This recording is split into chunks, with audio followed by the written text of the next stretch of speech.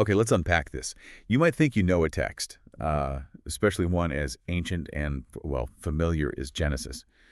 But even passages that seem straightforward can, hold surprising depth, unexpected insights. Today, we're taking a deep dive into Genesis chapter 2, specifically verses 10 through 16.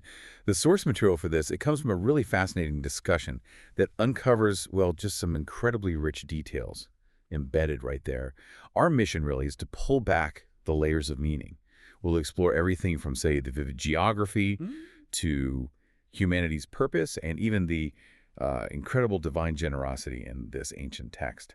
So let's start with something that, well, it really jumped out from our sources, the surprisingly specific geographical details. I mean, it's not just some vague spiritual idea, is it? No, not at all. The text describes a remarkably real, sort of physical place.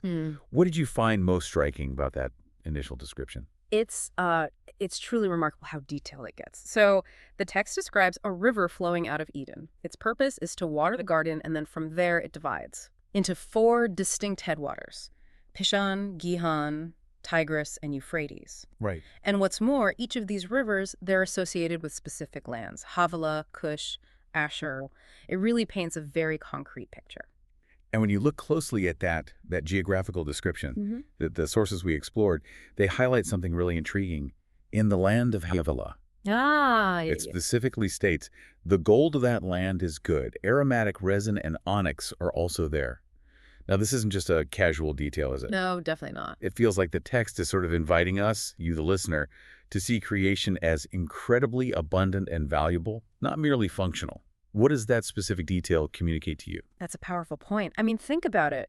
Gold, aromatic resin, onyx, these aren't just listed as, raw materials to be exploited. Right. The text emphasizes the intrinsic goodness of the land. It's a radical invitation, really, from this ancient text. Yeah. To maybe reframe our perception of creation itself, not just utilitarian, but inherently, maybe even lavishly valuable. Lavishly valuable, I like that. Yeah. And if we connect this to the bigger picture, I mean, the symbolism of rivers in the ancient world is just profound. Okay. They were the very sources of civilization, agriculture, trade, everything.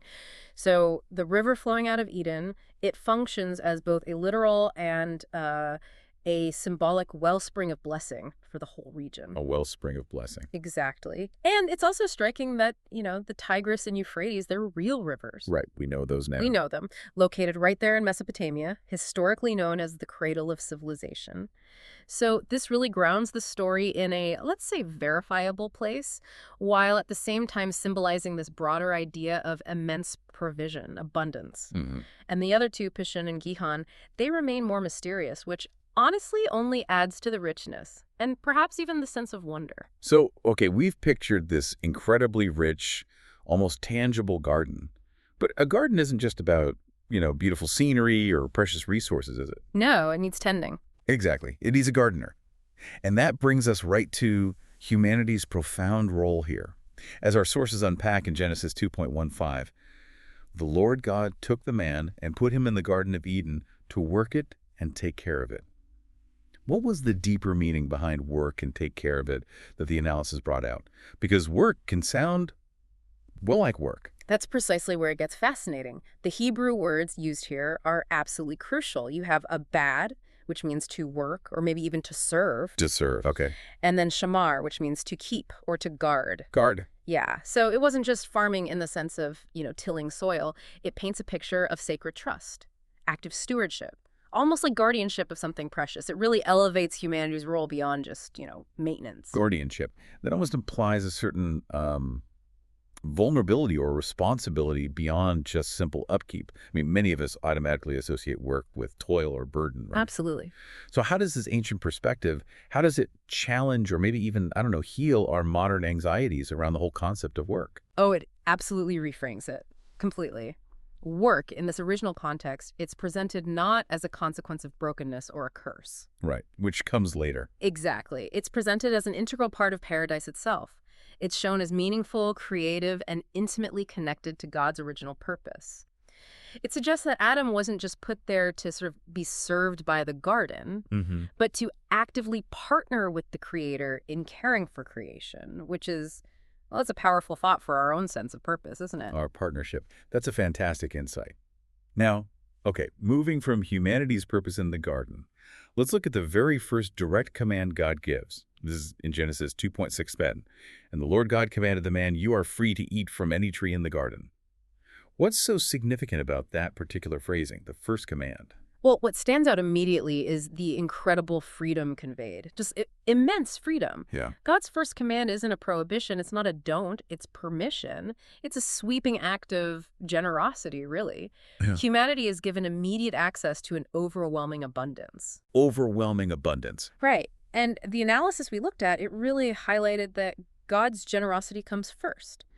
Remember, the garden is already described back in verse 9 as being full of every tree that is pleasant to the sight and good for food. Right, that was already established. That's already there even before this instruction, this command is given. And okay, while a boundary is coming up next in the text, which, isn't detailed in these specific verses we're focusing on, Correct. our source material explains that the context of this initial generosity is absolutely key.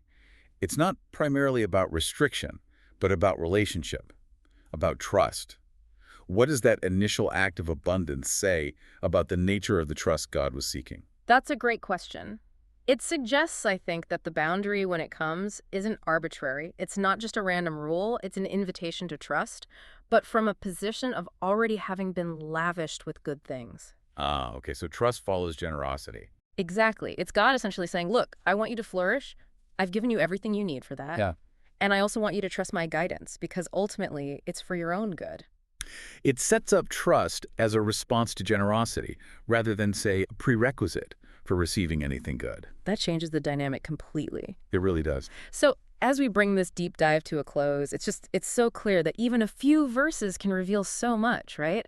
We've explored Eden not just as like a spiritual concept, but as this vivid, bountiful, and deeply physical place. Mm-hmm.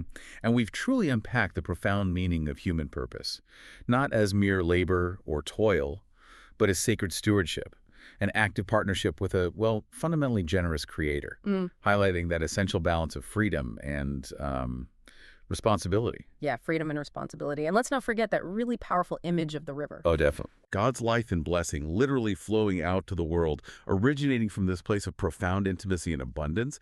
It really makes you rethink what it means to live in a world that's being given to us. So as you, our listener, go about your day, we want to leave you with just one thought-provoking question, something to consider beyond this deep dive. How might seeing the world through the lens of God's initial overwhelming generosity change your perception of any limits or boundaries you encounter in your own life? Keep exploring these themes, keep that curiosity ignited.